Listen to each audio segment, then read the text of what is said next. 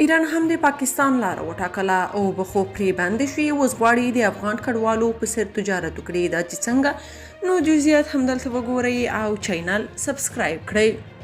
پاکستان چې د تیرو څو لسیزې راهیسې د افغان کډوالو په پلمه له نړۍ څخه میلیارډونه ډالر ترلاسه کړ، ان ځان یې د اتوم او پرمختللو جنګي الوتکو خاوند کړ، خو افغانانو ته یې هیڅ هم ورنه کړ. اوس ایران هم غواړي ورته کار ترسره کړي.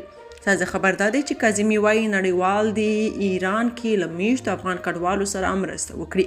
د ایران د عدلیې وزیر مرستیال علي کاظمي وایي هیواد یې د 3 سلنه افغان کډوالو کوربه دی. د ایران مهر خبري اژانس پرون د کاظمي له قوله راپور ورکړی چې نوموړي له نړیوالو مرستندویه موسسو وغوښتل چې د افغان کډوالو د اړتیاو په هواري کې له ایران سره همکاري وکړي. کاظمي دا خبره د ماشومانو د ساتنې په اړه په یو سیمینار کې وکړه. هغه زیاته کړه چې په ایران کې د جګړو او طبي پیښو له امله زیات شمېر افغان کډوالو پناه اخیستې ده. کاظمي ټینګار وکړ چې ایران له رنګ، نژاد، قومیت، توکم او مذهب پرته له افغان کډوالو سره په ځانګړې توګه د دغو کډوالو له ماشومانو سره ښه چلند کوي. په همدې حال کې په ایران کې یو شمېر افغان کډوال تل د ایراني چارواکو له ناوړه چلند څخه شکایت کوي.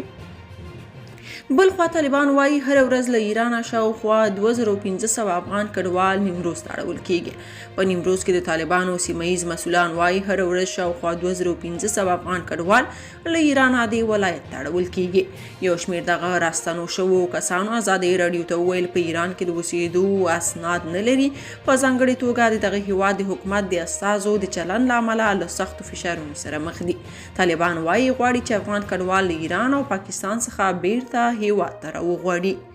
که تاسو په دې اړه څه نظر لرئ په کومنټ کې شریک او چینل سبسکرایب کړئ.